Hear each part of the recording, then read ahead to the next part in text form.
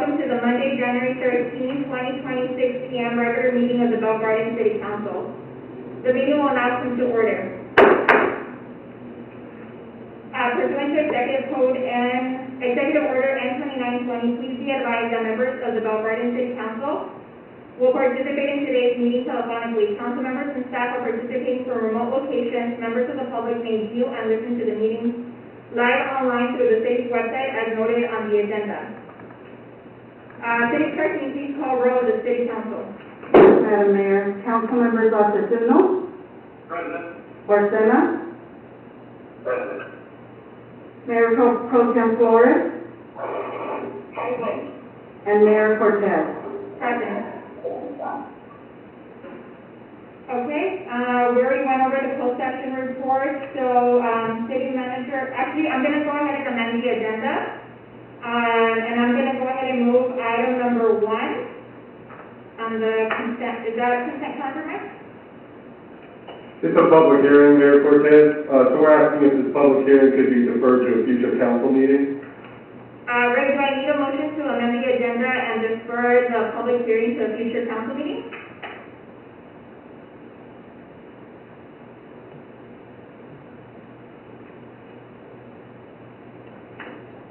Rick, I think you're muted. Mayor, can you hear me?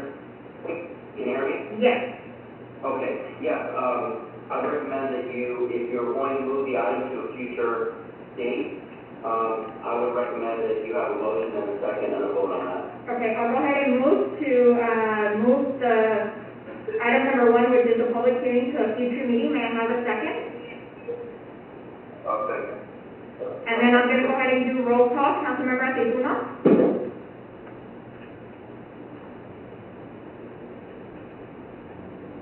Yes. Councilmember Barcena?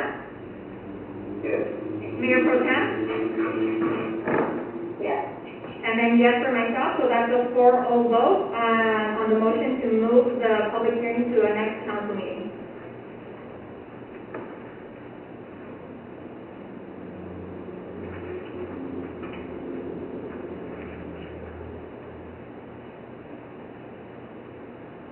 Okay, so now we're going to move on with the second public hearing, Mike. Is that before public comment? Yes, Mayor Cortez. Okay.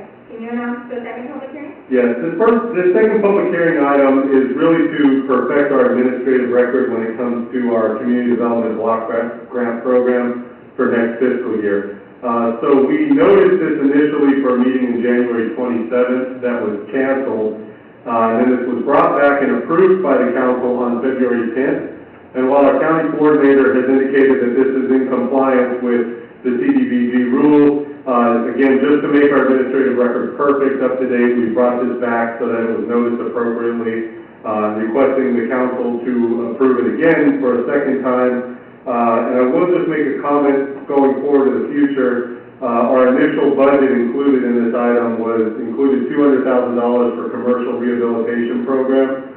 This was prior to the COVID-19 crisis, and so this may be something that we bring back to council and potentially reallocate some of these monies in ways to benefit the commercial sector in different ways that might be needed due to the crisis. But we'd like to get the record perfected at this point.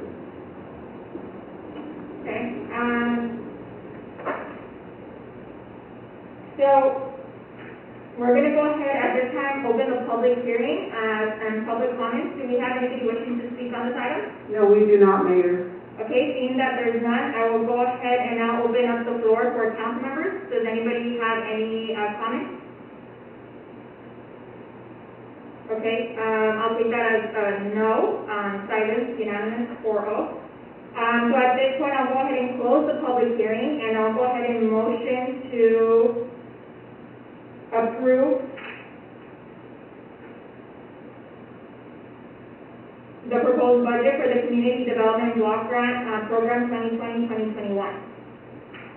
May I have a second? Second. Councilmember Barcena, second, and then we'll take the rest to a roll call. Councilmember Asesino? Yes. Councilmember Barcena? Yes. Mayor Pro Tem? Yes. and yes for myself, so that's a 4-0 vote.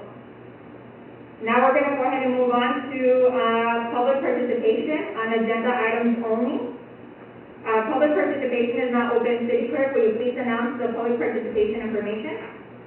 Yes, Madam Mayor. Due to the recent changes, members of the public were asked to submit comments electronically for consideration by the City Council by sending them to City Clerk desk at bellgardens.org, no later than 1 hour prior to the meeting. These comments, as well as comments received from the meeting, will be distributed to the members of the City Council and will be made part of the official public record of the meeting. Those that wanted to submit their comments telephonically during the City Council meeting were asked to call no later than 1 hour prior to the meeting so that they can be called during the meeting. For this item, we have 0 speakers on the line and 0 email comments. Okay, thank you, City Clerk. At this point, I'll go ahead and close public participation. City Manager, do you have a report?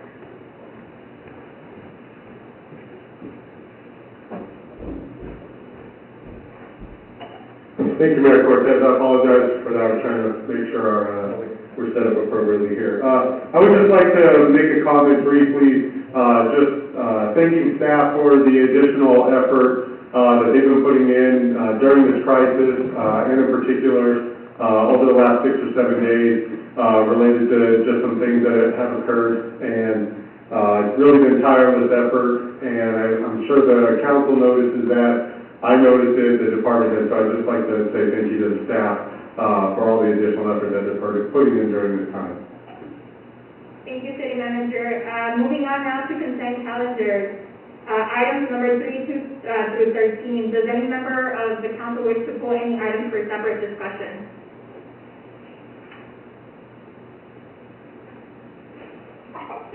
I'm just going to go ahead and abstain on items 8 and 9. Okay, so let's note an abstention from Mayor Pro Tem Flores for items 8 and 9. Okay, so I'll go ahead and move to approve the consent calendar. May I have a second? Second? Second, Mayor Pro Tem, and then we'll take it to a roll call. Councilmember Aquino? Yes. Councilmember Bartena? Yes. And then Mayor Pro Tem is abstaining from items 8 and 9. For the rest of the items, Mayor Pro Tem? Yes.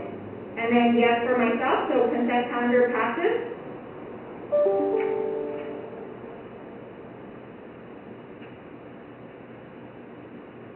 Okay, moving on to public participation on non-agenda items, City Clerk.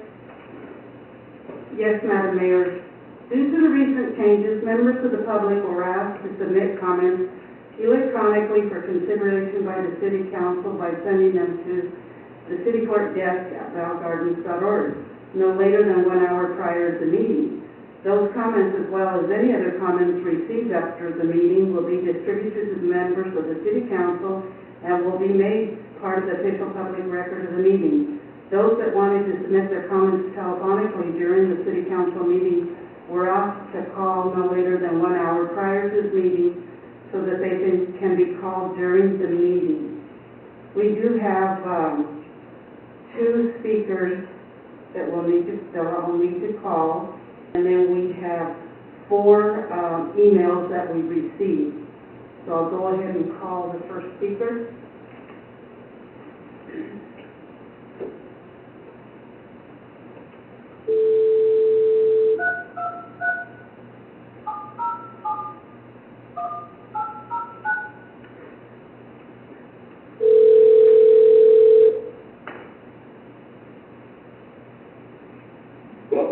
Hello, is this Mr. Rojas? Yes, this is all. This is Jane Halstead, City Clerk for the City of Bell Gardens. I have you on speakerphone. You wanted to submit some comments on non-agenda items. Please state your name and go ahead and submit your comments. Yes, hi, my name is Salvador Rojas. I have a comment regarding eviction. What is being done to help being offered to help the landlords that have mortgage payments property tax and insurance things that are due. That's one question. And the other one is, what happens when the landlord has a non-government backed, loan? You know, how is he supposed to, get by with that type of loan? Just, you know, just like to make sure that we all keep in mind that property taxes is what keeps the city government going, the parks, schools, roads, public lights, and other services. If I can't pay the bank, all the property taxes, at the end of the day, we all have a patient. In closing, I would like to thank the council member, Marco Arcena, for being, so involved with the community, and Community Development Director, Gustavo Romo, for the communications in this matter. I've been texting now or sent out an email to you guys, and thank you for responding to that. Thanks again for letting me participate in this. Thank you for your comments, sir. Thank you. Bye-bye. Bye-bye.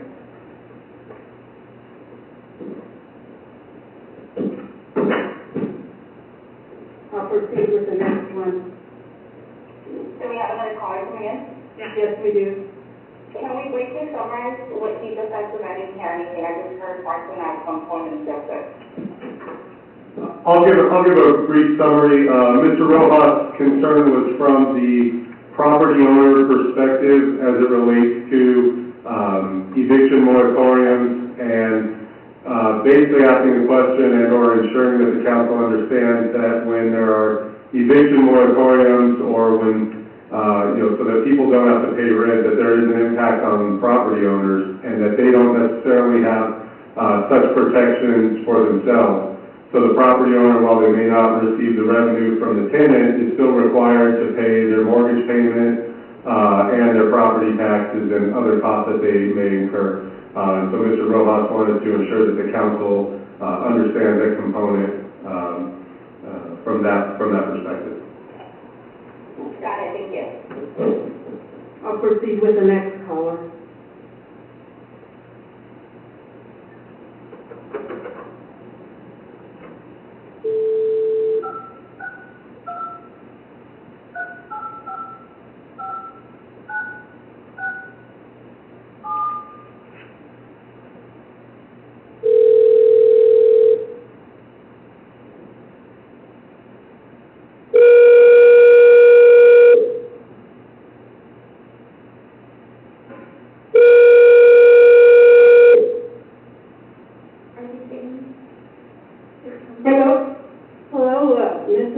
Serrano?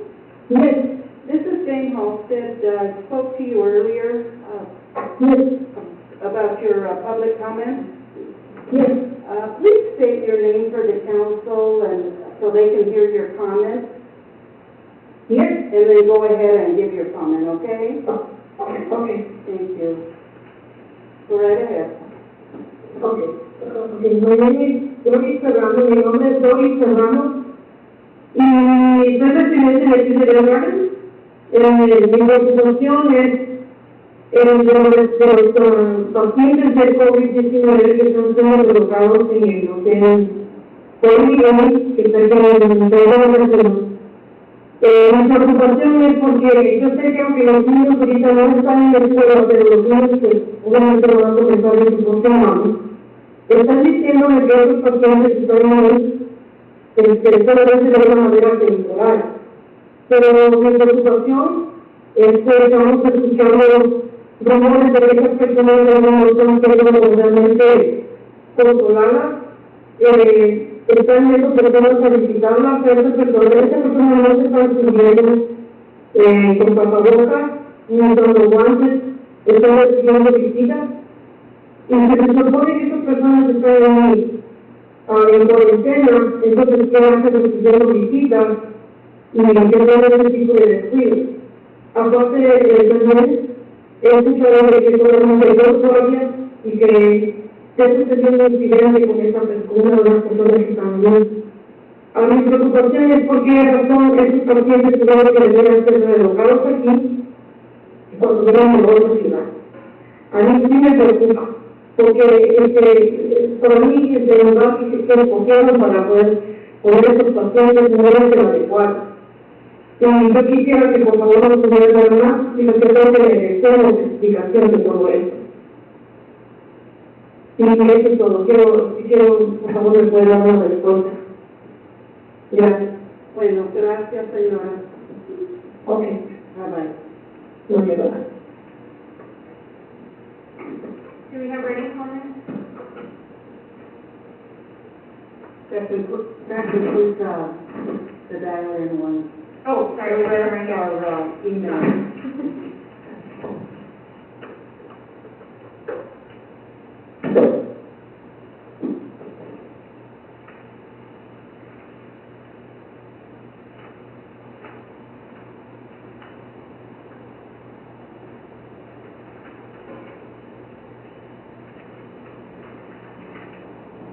Rick, is there a possibility to, because some of these are very lengthy, do you recommend for me to read them or for us to send them to council? How many are there, Mayor? There's 1, 2, 3, 4, there's 5. But some of them are like multi-page. What I would recommend, Mayor, is if you could read them into the record, as quickly as you can. If you can paraphrase, that would be fine. But we just need to kind of get the essence of what people are saying before we vote. Maybe like to set it like under the 3 minutes, you know? Right. Okay, I'm gonna have to like lower my mask because I can't read. Okay. This is for Lara Cortez, BG resident. I will keep it concise because there's a lot going on and a lot to address. Topic, housing. Thank you for adopting the commercial eviction moratorium. This is to ensure our local businesses are supported. However, it is pretty amazing to me that we are commercial eviction moratoriums before housing ones. The city council must take action on the serious housing consequences highlighted by COVID instead of just reacting and following the lead of other cities, which seems to be the case for Bell Garden. Being a leader for this means adopting a resolution for rent and mortgage forgiveness and writing to our county rep, Ida Solis, and Governor Newsom demanding rent and mortgage forgiveness now. An eviction moratorium should not include invasive proof of health or income by a tenant. Anything less than that is useless to our city. Isolation and testing. After talking to many folks about the announcement of hotel turn into isolation unit, BG residents are concerned about the security of those in isolation. I appreciate that the city has stepped up the information about isolation, although very late. To be clear, I support isolation centers as those who will benefit our overcrowded homes and houseless individuals. However, it is extremely problematic that the county is providing isolation units long before Southeast LA is giving testing centers. In a recent article including Mayor Cortez, it was highlighted that POC cases are undercounted because we don't have kits and testing. The city must demand free testing, sorry, I'm reading directly and I have one word. Center in the Gardens, LA County. Topic, ICE. The city council needs to ensure there are no contracts between the city and ICE. Any contracts with ICE are completely unacceptable, although this council has stated before that they're not working with ICE. We have reason to believe that this is not true and ask council members and the city manager to revisit all contracts ending contracts with ICE. If this council is serious about being anti-ICE, as y'all have voiced in the past, we need you to be public about it and advocate for us, to our county, state, and Congress to end all contracts with ICE. Here to hold accountable and supporting to my part. Be well, Lara Cortez. Susan, this one is by, the email says Susan Bizarro. A woman was taken by ICE this week in your city. You need to stop police department from collaborating with ICE under California Act SB 54. Our city is considered a sanctuary city. This is unlawful. When will you start helping your undocumented residents? I'm tired of our residents feeling scared to be their own city and your contracts with ICE. This one is from Jessica Prieto. The city council must take action on the serious community stability consequences highlighted by COVID instead of just reacting to the following lead of other cities, which seems to be the case for Bell Gardens. The majority of residents rent and a large percentage of them spend over 30% of their income on rent alone. With so many renters losing income due to COVID crisis, many could not afford rent in April and many will not afford rent for months. Long after the crisis is over, the city has a responsibility to not drag the residents further into debt and to forgive any rent and mortgage payments. Cities such as San Jose are proposing this, and legal experts find that city councils in California have the constitutional authority to enact a pause on rent and mortgages. Therefore, it is time for the city of Alberta to stop avoiding responsibility and to actually protect its residents. Its folks are unable to pay rent and mortgage now, and for months to come, the city does nothing to protect these renters and homeowners. Then expect mass evictions and foreclosures immediately after this crisis is over. Being a leader for the city means adopting a resolution for rent and mortgage forgiveness and writing to our county representatives. Ila Solis and Governor Newsom demanding rent and mortgage forgiveness now. The city should also prohibit any late fees on rent, mortgages, and utility payments. That is completely exploitive to accrue interest or to profit from people unable to pay their bills as of this moment. In addition, an eviction moratorium should not include a basic proof of health or income by a tenant. Tenants should not have to provide documentation to their landlord proving loss of income or a diagnosis, as it forces renters to disclose private health information, and it continues to go on that topic. Collaboration with ICE. There have been more than 2 known cases of community members being taken from Alberta's community by ICE during the state of emergency. It is completely obscene that ICE is active during the crisis. Why are they here? How are they identifying community members? Is your police department working with ICE? Does the city have any contracts with ICE? It is your responsibility to protect us and to stop ICE activity. We need answers and you need to take action. Demand accountability from the Bell Garden Starbucks and why various residents are taken from this location. Make the necessary phone calls, make the hard decisions, and stand your ground with your neighbors. COVID health. The city of Alberta has created a huge public concern and potential health issue by allowing COVID-19 self-isolation centers to operate without a safety plan. Quarantine hotel centers are very necessary for our unhoused population and those in our community who cannot self-isolate.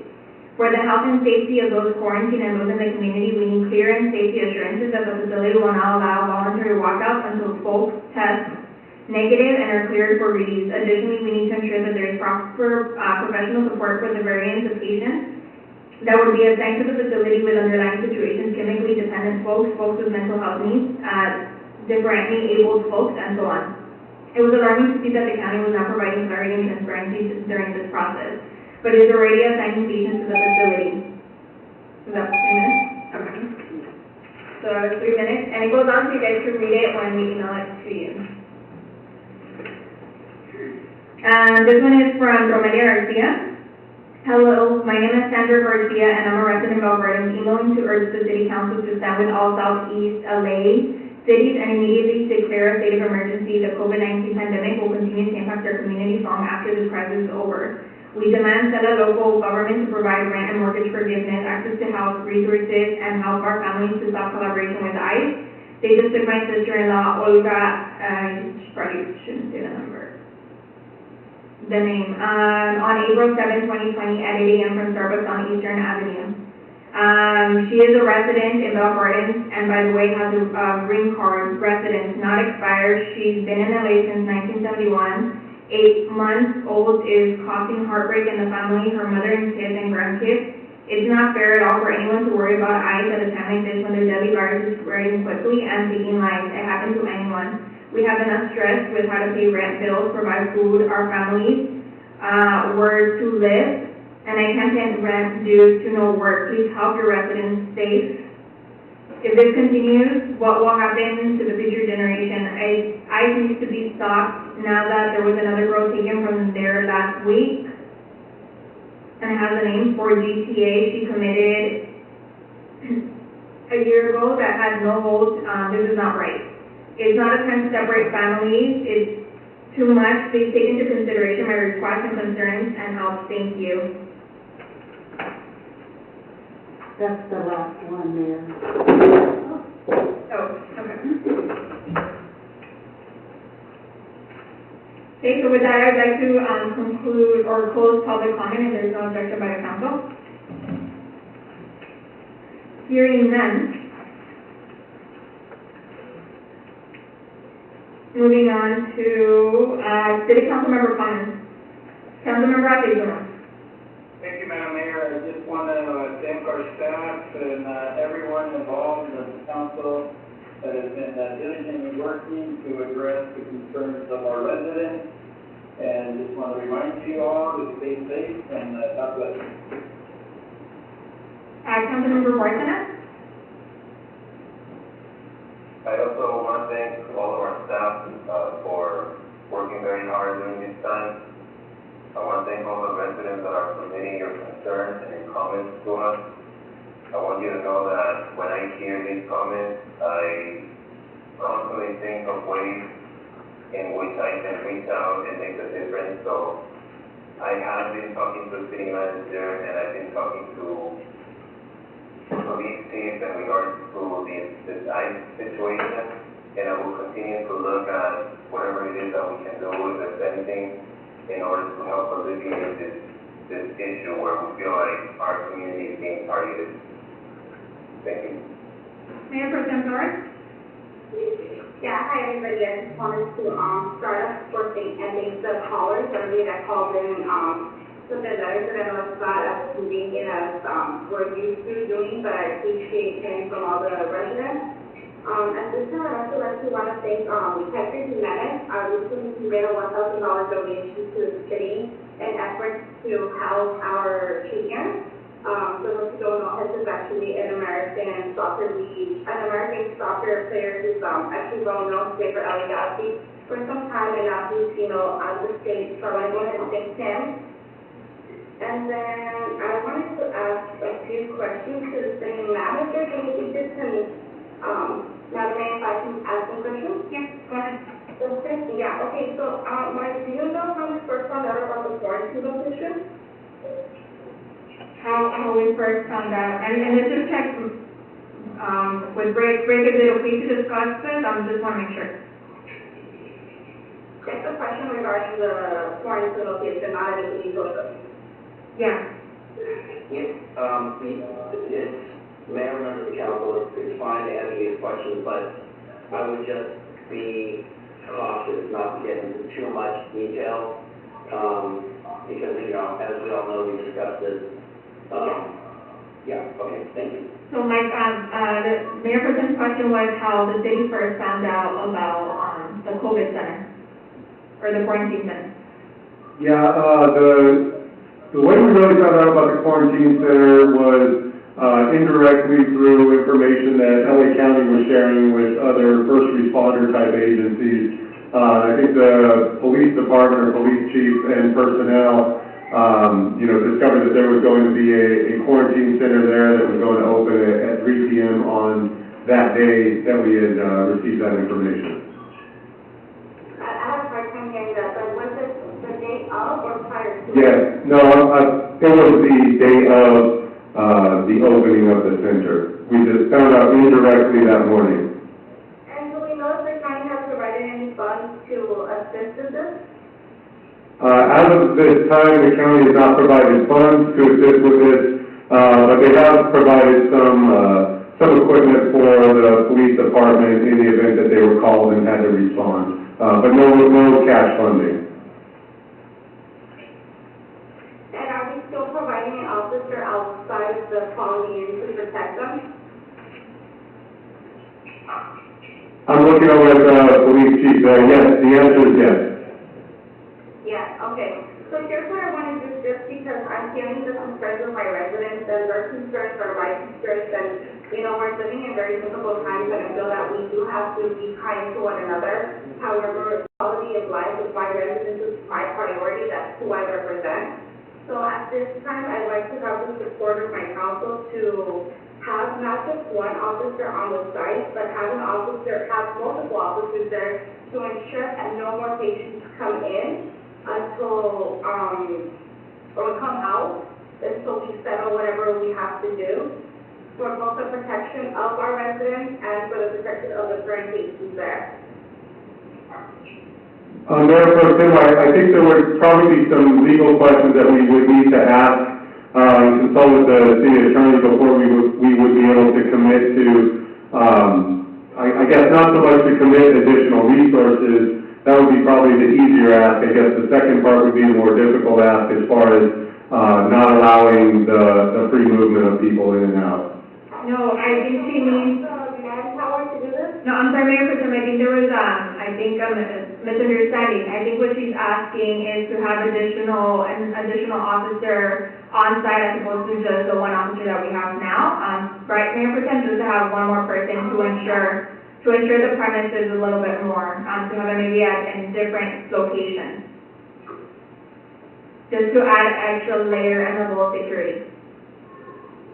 I'm gonna look to the police chief, as far as from a staffing perspective. So if I understand correctly, we would be committing to, 24 hours a day to 2 officers. And I would clarify that the county has specifically said they will not reimburse us directly. It will be up to us to gain reimbursement through, either CalOES or FEMA, but I'll turn it over to the chief. We can definitely staff a second officer over there on overtime. That's not a concern. I think, we have individuals who are willing to sign up for overtime. Oh, sorry, Chief, your mic is off. No, it's on, it's just, let me get online. Further retire. Yeah, staffing is not an issue. I believe we can find individuals to work it and, staff it 24/7 with two officers. Did you ask that? Yeah. Yeah. So we said, it's not a problem to staff, an additional officer on overtime. So we do have 2 officers in the area. And I would totally support that, council members, Barcelona? Or I mean, if there's any opposition, I mean, you guys can mention them. I support that. Yeah, so the only reason I'm saying this is just because it does seem like the current security that's there isn't rising up to the occasion as to, the reality of how much we need it. I have seen multiple videos and pictures where there's patients, alleged patients walking around, people coming in and out of the premises, and I'm just not so sure that that's working out, and I do feel that the residents are really concerned because they live right across from it and they can see everything. So I think that it's our responsibility to ensure that they feel safer while we sort this out. So that's the reason, that I'm asking for this. And then for the second portion of it, Mike, I believe that we have to go through the legal case, so I'll go ahead and let you guys sort that out, but that's the direction that I would like, to be taken. Did you need me to repeat it or just to? No. I think he caught it, Mayor Pro Tem. Okay. All right, and then another portion that I wanted to, talk about is, I know that we're providing meals for our students since the, district wasn't able to do so. Because DGI is adjacent to this center, I think we need to move it elsewhere. I don't know if we can maybe use the one was supposed to be maybe Priority Village or City Hall parking lot or another location that's around the Bell Gardens and needed area. Because we just, in the meantime, we don't want our families and kids to be walking in that area because, they don't feel so comfortable, and these are kids picking up free meals. So we can go ahead and move that location. Parks and Rec Director, can you find, a more appropriate location?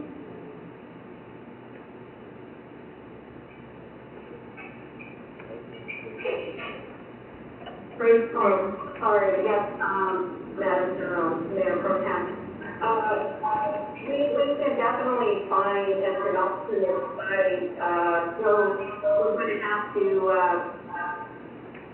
notice, we can place the notice tomorrow morning to move the site, that's not an issue. It would have to be one of the parks, so we would either move it to, Ford Park, possibly the neighborhood, youth center, I think would be the only 2 choices that we would have at this point. But I can speak to staff tonight, we can place the notice, at the site. For continuity, the reason we chose the site was because that's where the school district was distributing. So, we can do that, that's not a problem. If that's the pleasure of the council.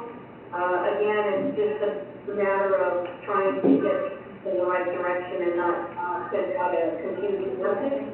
I understand. We are currently doing about 600 lunches a day. And we've gotten some, very good feedback from the parents and the participants. It's been very favorable.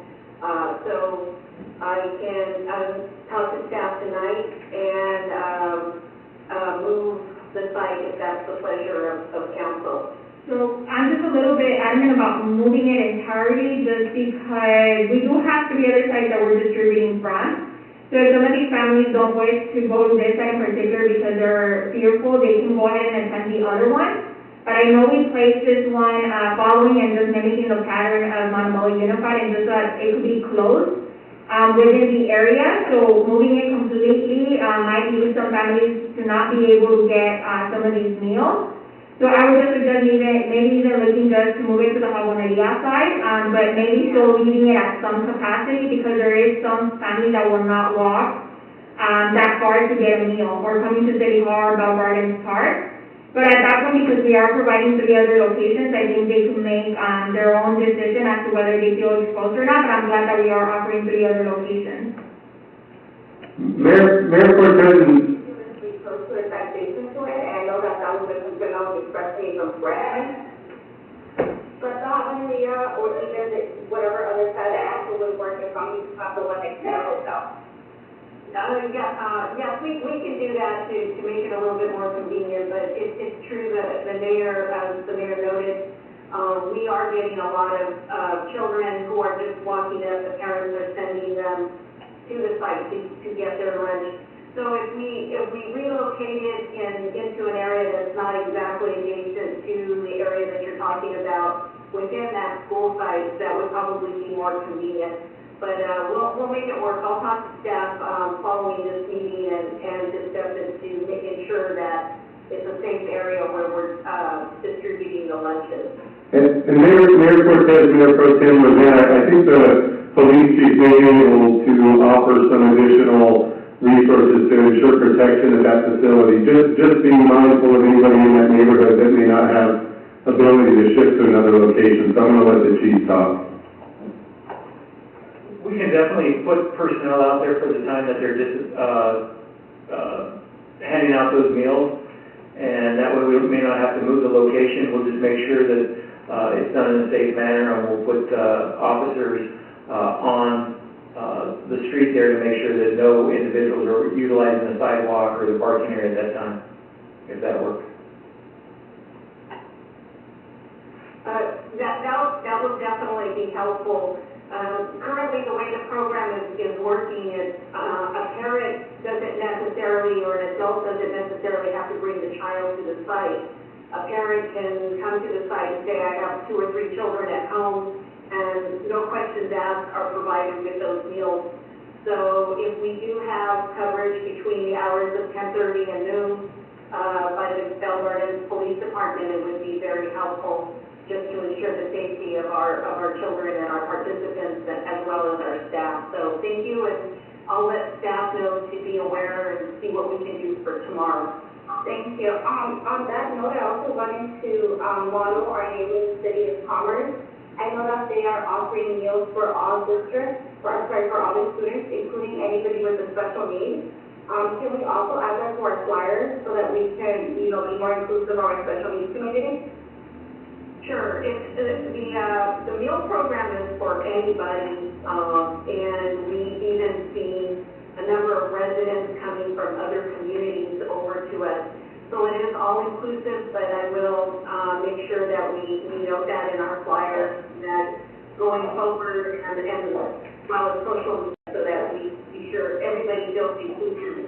Thank you. Yeah, I think just the verbiage of the invitation is, goes a long way. But thank you so much, Roxanne. I am aware that it is for everybody, I just feel that goes a long way. And I appreciate all of your work and your staff's work. I know that they're out there on the front lines.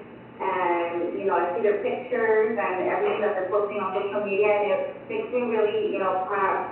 I'm proud of them, and I'm proud to be the vice mayor of a city with such, great employees. And I know that they have a wonderful person to, reflect. So thank you so much, Roxanne, and thank you to the chief, and again, to all the departments who are out there doing a lot of work. Just we can't see you, but we know you're there, because you're our secret family weapon that everybody's out there working and making sure that everything's running smoothly. Just on this note, I wanted to address all of our, grocery stores.